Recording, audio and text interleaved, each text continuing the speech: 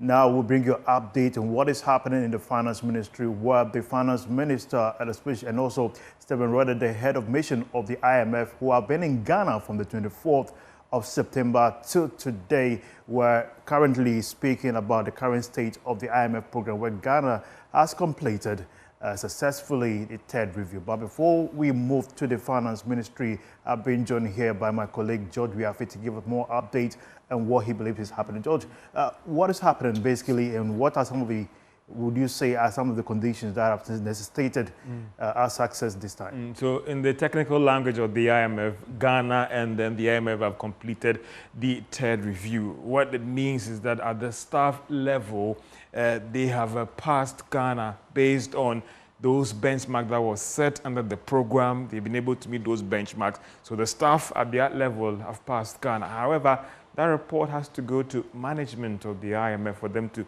review their report when it comes to how Ghana has fared under the third review. Then it goes to the board for them to review the report. If the board is satisfied with the recommendations that came from the staff that were in Ghana, then they will approve some $360 million that will be disbursed immediately to Ghana. And the economists will say, all other things being equal, before the end of this year, that money should hit Bank of Ghana's account. Did yesterday's restructuring announcement by the Finance Minister, especially on the restructuring of our Eurobond, make any difference in this time around? If you look at some of the targets under the program, that should have even happened long ago, and there had been some delays. If you look at what this third review was supposed to critically assess, it wasn't one of the major indicators that they were looking at to make a statement on whether they are satisfied with us and how we fared under the third review or not. So it just complemented the fund's verdict on how we fared under the economy, but it wasn't a major consideration for them to pass a verdict on how Ghana has fared under the third review, for them to recommend to management that at the staff level, Ghana has passed this review, give your blessings, and approve the disbursement of some $360 million to Ghana. This year, we've seen growth rates marginally increasing from the first quarter to second quarter. Are there some signals basically going into the international market? Well, if you read through the statement, the fund says that they are actually surprised by how the economy has fared. But again, even though we are now seeing the correction, if you hear what the minister said yesterday, it is still early days yet.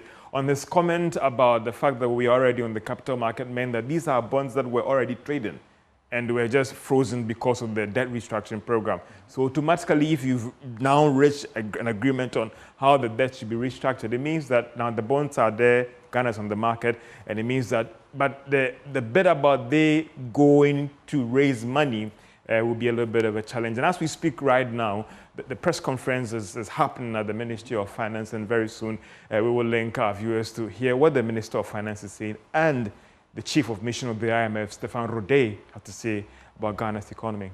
In the press release that they made on the official website, it indicated that most of the target that they set for the 24th of June this year have all been achieved.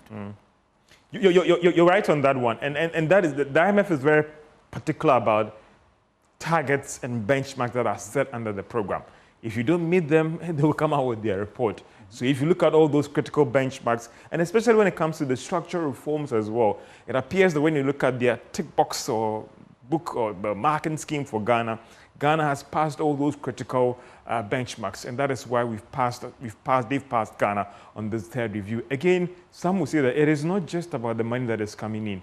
It's about the signal that will send to Ghana's development partners and even investors about steps that government is taking to restructure the economy and fix some of the challenges. And if they are indeed satisfied, don't forget that you're also going to get some additional funding from the World Bank and our donor partners as well. We're just less than 3 months to the election. What also signal will it paint, especially the outlook on the economy? Well, the outlook is that the investors and the donor partners are kind of comforted that we have a fund program, and that could act as a check to contain any budget overruns. And that is a signal that it is going to send to people out there that there's a fund program in place, and therefore our fears that government will overspend might not be a challenge at all. Judge Biafri, we are grateful. We'll surely be bringing you details on this development in our subsequent bulletin. Stay tuned to Joy News for all updates. That'll be all for business here on Joy News today. My name is Winston Taki.